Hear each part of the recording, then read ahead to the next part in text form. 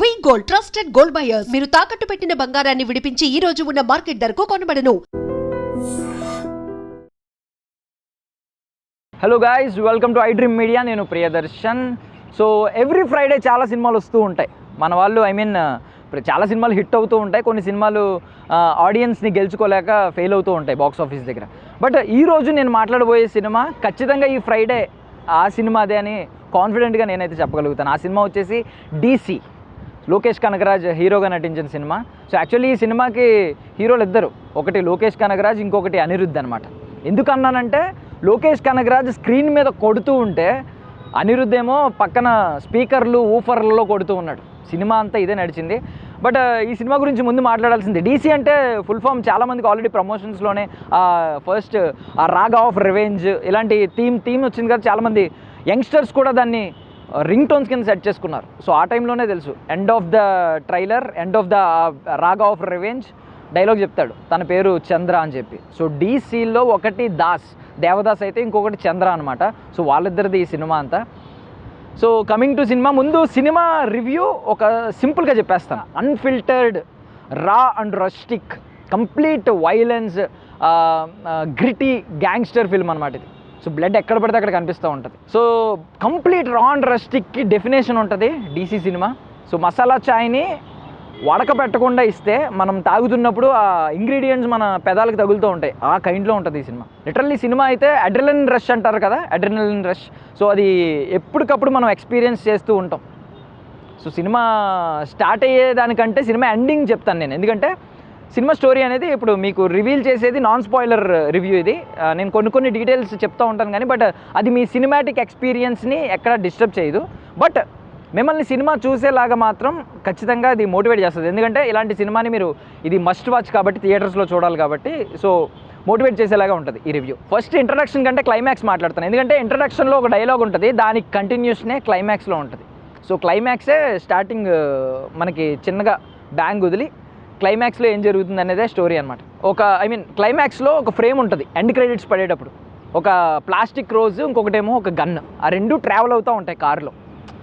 So ఇదనమాట cinema. ఏంటంటే plastic rose లాంటి ఒక అమ్మాయి, ఆమె పేరు చంద్ర.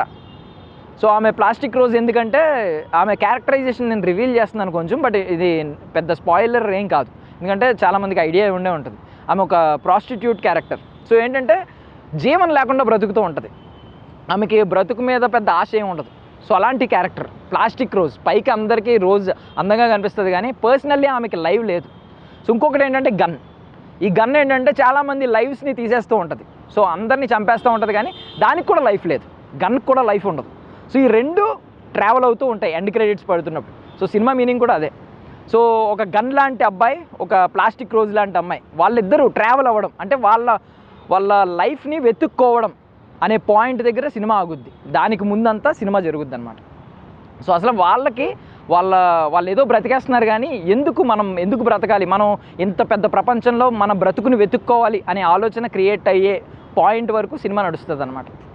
సో బేసికల్లీ వాళ్ళకు ఒక డైలాగ్ కూడా ఉంటుంది. ఇదే డైలాగ్ నేను చెప్పాను కదా, జీవనం లేని ఒక రోజ్ అని చెప్పి, జీవితాలు తీసేసే ఒక గన్ అని చెప్పి. సో ఇవి రెండింటిని వాళ్ళే క్లియర్గా మెన్షన్ చేశారు.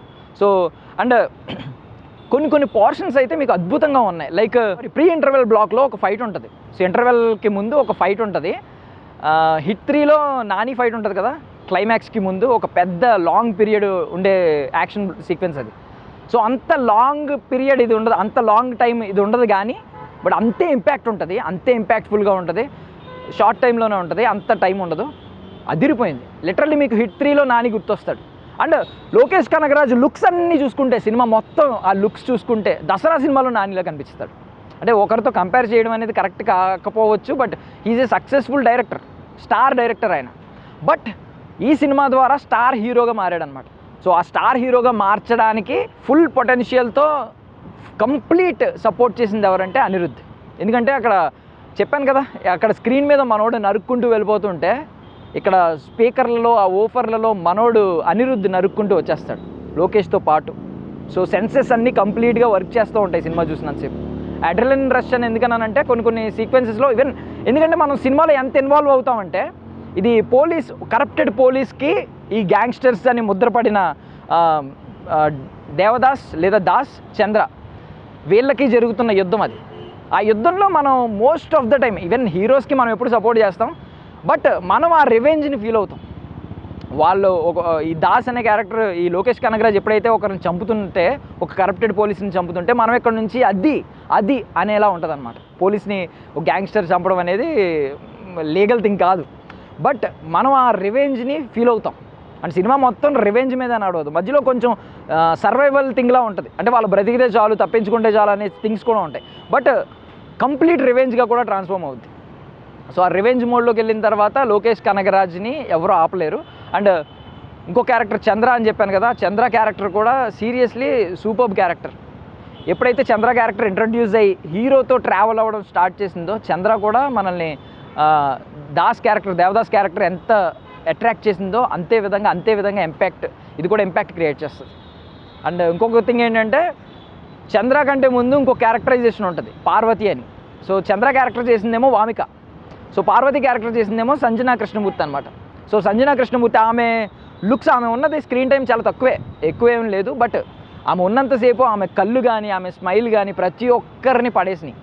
సినిమాలో హీరో ఎలా అయితే పడిపోతాడో మనం కూడా ఆడియన్స్ క్లియర్లీ ఆమెను గుర్తుపెట్టుకుంటాం. ఆమె కళ్ళు, ఆమె నవ్వు ఆ క్యారెక్టరైజేషన్లో ఉన్నది, ఆ పార్వతి క్యారెక్టర్లో. సో అండ్ విలన్ క్యారెక్టర్ని డిఫైన్ చేయడానికి ఒక డైలాగ్ చెప్తాను నేను.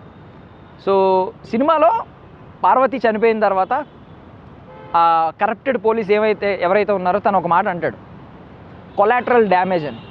సో అట్లాంటి మనకి సినిమాలో మొత్తం చూసుకుంటే ఎమోషన్లెస్ గాయలాగా మన దేవదాస్ కనిపిస్తాడు Lokesh Kanagaraj, but real emotionless guys ఎవరంటే అందులో కొంతమంది కరప్టెడ్ పోలీస్ అనమాట, పోలీస్ మ్యాన్. వాళ్ళకి నీతి న్యాయం అనేది ఉండదు, చాలా మోస్ట్ కరప్టెడ్ పీపుల్ లాగా కనిపిస్తారు కొంతమంది. సో వాళ్ళ మీద ఈ రివెంజ్ తీర్చుకుంటున్నప్పుడు మనం సపోర్ట్ చేస్తాం. అండ్ సినిమా అంతా ఎమోషన్లెస్ గాయలా కనిపిస్తాడు కదా దేవదాస్, చెప్పాను కదా దాస్ క్యారెక్టర్ మన లోకేష్ కనగరాజ్. బట్ ఫాదర్కి సన్కి ఒక్క చిన్న కాన్వర్జేషన్ కూడా ఉండదండి సినిమా మొత్తం. క్లైమాక్స్లో మహా అయితే ఒక 1 minute 1.5 minute కాన్వర్జేషన్ ఉంటుంది, 1 minute ఎంతో. ఆ కాన్వర్జేషను ఇద్దరు కూడా, ఈవెన్ ఫాదర్ సన్ కూడా ఎమోషన్లెస్ గాయస్ లాగే, స్టోన్ హార్టెడ్ గాయస్ లాగే మాట్లాడుకుంటారు. బట్ నాకు బాగా టచ్ అయింది అది.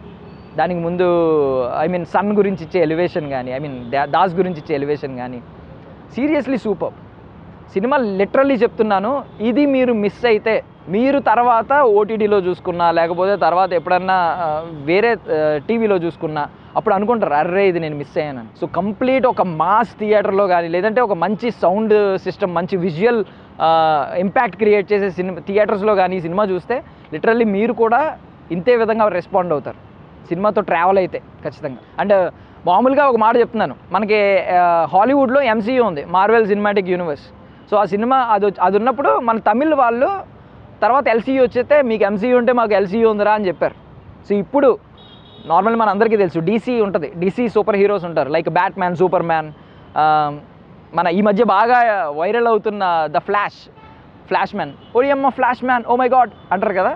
సో అది కూడా డీసీలో చాలామంది సూపర్ హీరోస్ ఉన్నారు, ఆక్వామ్యాన్ కూడా ఉన్నాడు, వండర్ ఉమెన్ ఉంది. సో వీళ్ళందరూ సూపర్ హీరోలు డీసీలో ఉంటే తమిళ వాళ్ళు సింపుల్గా చెప్తారు, అరే మీకు డీసీలో అంతమంది సూపర్ హీరోలు ఉంటే మాకు DC ఒకటి ఉంది అది చాలు. సో ఆ DC ఎవరంటే దేవదాస్, చంద్ర. సినిమా లిటరల్లీ ఖచ్చితంగా చెప్తున్నాను, మళ్ళీ చెప్తున్నాను, ఇట్స్ ఎ మస్ట్ వాచ్. ఎవరైతే రాన్ రస్టిక్కి రియల్ డెఫినేషన్ వెతుక్కోవాలనుకుంటున్నారో అలాంటి వాళ్ళు DC సినిమాని ఖచ్చితంగా మిస్ అవ్వద్దని చెప్తున్నాను. మేబీ ఈ సినిమా తర్వాత ఆయన ఫుల్ టైమ్ హీరోగా టర్న్ అయిపోయినా ఆశ్చర్యపోకర్లేదు. అంత విధంగా ఆయన ఈ సినిమా ద్వారా ఒక సక్సెస్ఫుల్ డైరెక్టర్, ఒక స్టార్ డైరెక్టర్ కాస్త స్టార్ హీరోగా కూడా మారే ఫస్ట్ స్టెప్ అయితే పడిపోయింది అనమాట. సో DCని మళ్ళీ చెప్తున్నాను, it's a must watch, don't miss it. And for more videos, Please subscribe to iDream. Please subscribe to iDream. Please subscribe iDream. And please subscribe to iDream. For more videos, subscribe to iDream. please like, share and subscribe to the channel. Congratulations, iDream. Subscribe to iDream. Subscribe to iDream. So subscribe to iDream Media. iDream ki iDream team andarki huge congratulations. Please subscribe iDream Media. Please subscribe to iDream. Subscribe iDream. Please subscribe to iDream. iDream అంటే నా కళల ఛానల్ను subscribe చేసుకున్న నోరు తిరుగుతలేదు, మీరైతే గంట గుర్తు కొట్టండి. For more such videos, please subscribe to iDream. Subscribe to iDream. Please subscribe to iDream. Please subscribe iDream Media. Please do subscribe to iDream. Please subscribe to iDream Media. For best entertainment and information, please subscribe iDream. And don't forget to subscribe to iDream.